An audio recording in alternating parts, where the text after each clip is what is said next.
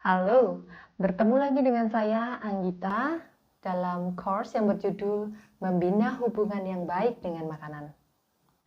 Pada kesempatan kali ini kita akan membahas tentang makan sadar.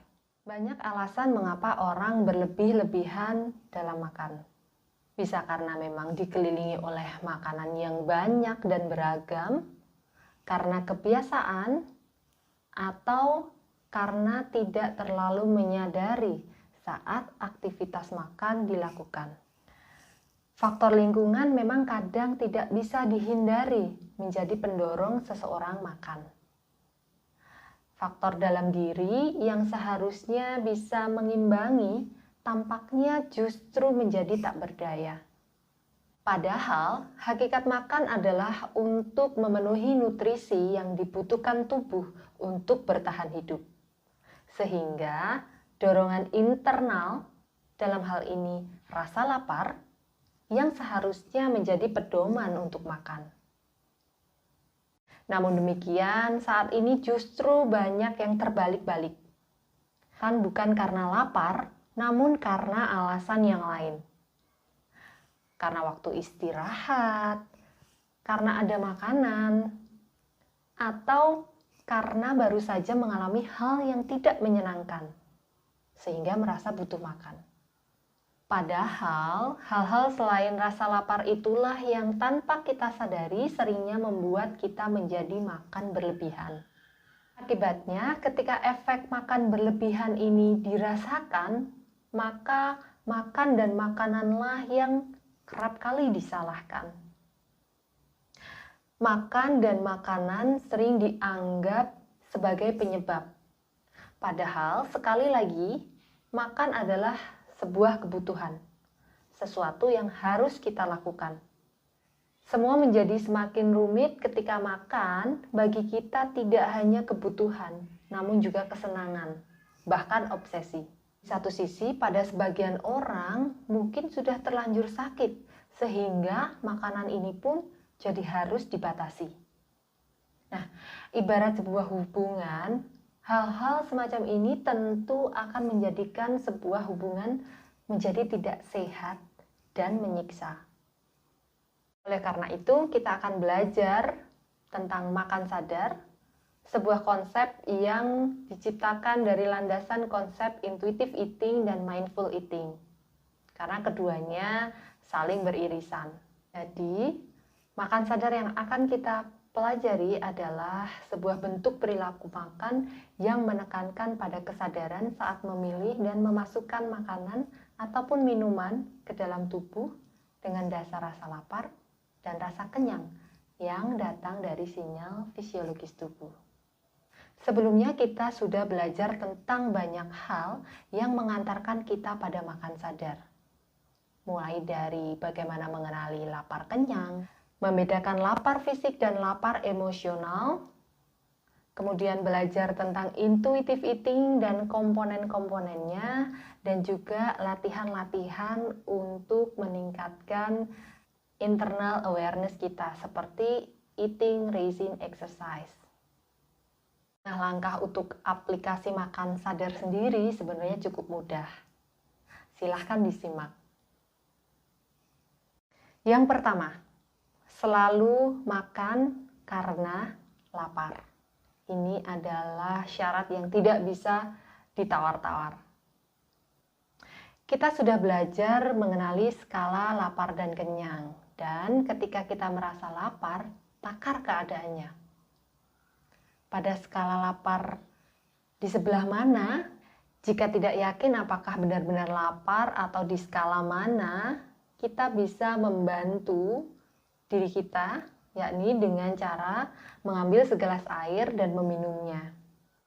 Mengapa demikian? Karena ternyata otak merespon rasa haus dengan rasa yang sama dengan lapar. Tunggu 15-20 menit, dan jika memang lapar, kita serta-merta akan mengetahuinya. Atau ketika kita khawatir ini sebenarnya bukan lapar fisik, tapi lapar emosional misalnya.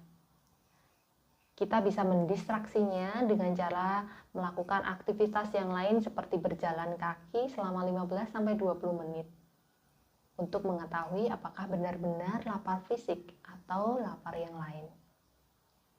Yang kedua, makan makanan yang memang kita inginkan.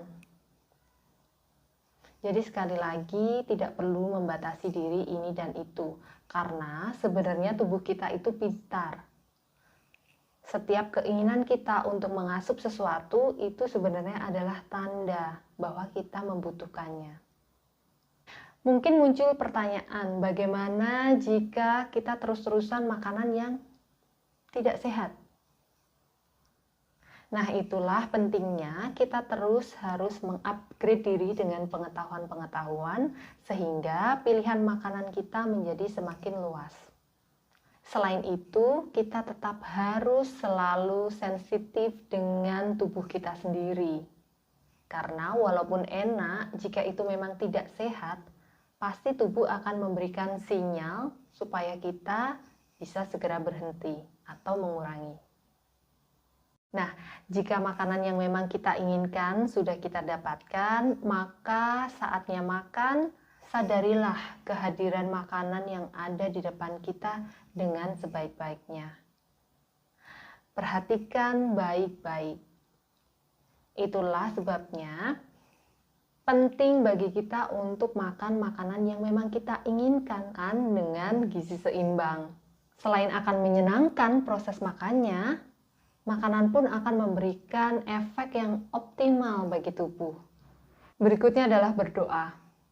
Berdoa sebelum makan adalah salah satu cara kita untuk mensyukuri makanan yang ada. Plus, ternyata ketika kita melakukan syukur, atau saya menyebutnya dengan doa, maka kesadaran kita akan meningkat. Fokus kita akan terarah bahwa kita sedang makan.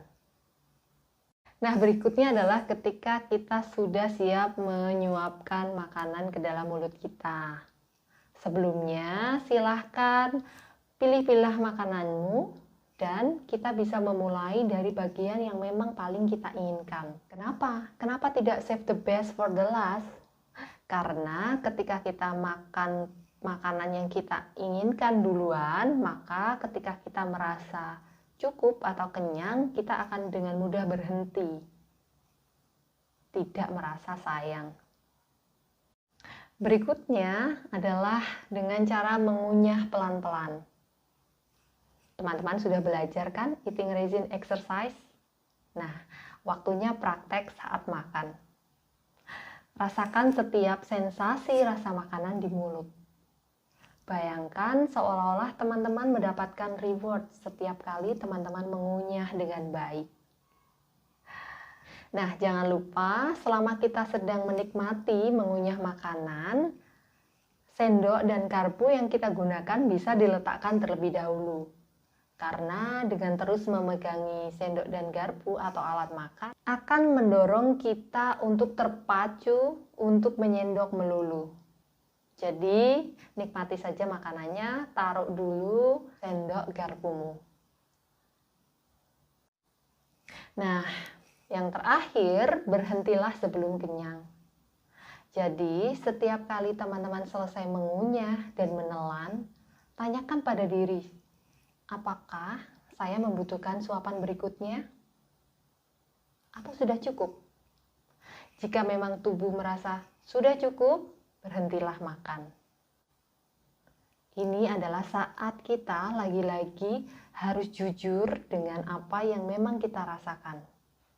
Dan semakin kita jujur, maka akan semakin mudah bagi kita untuk terkoneksi kembali dengan sinyal di dalam diri, khususnya tentang lapar dan kenyang.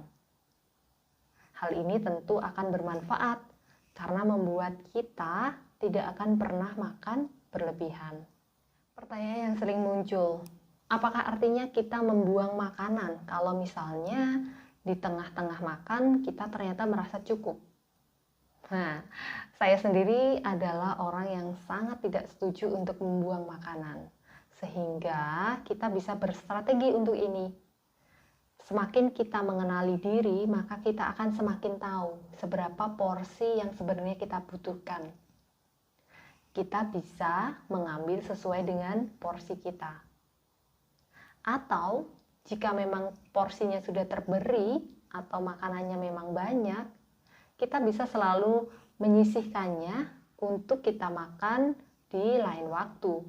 Tentu saja saat kita merasa lapar. Jadi, habiskan makananmu, tapi tidak harus selalu dalam satu waktu. Jadi demikian langkah untuk melakukan makan sadar. Bagaimana? Tidak sulit kan? Dan sekali lagi, jika kita belum terbiasa, perlu latihan yang berulang-ulang, dan enaknya adalah kita bisa langsung praktek. Demikian materi ini dari saya. Semoga bermanfaat.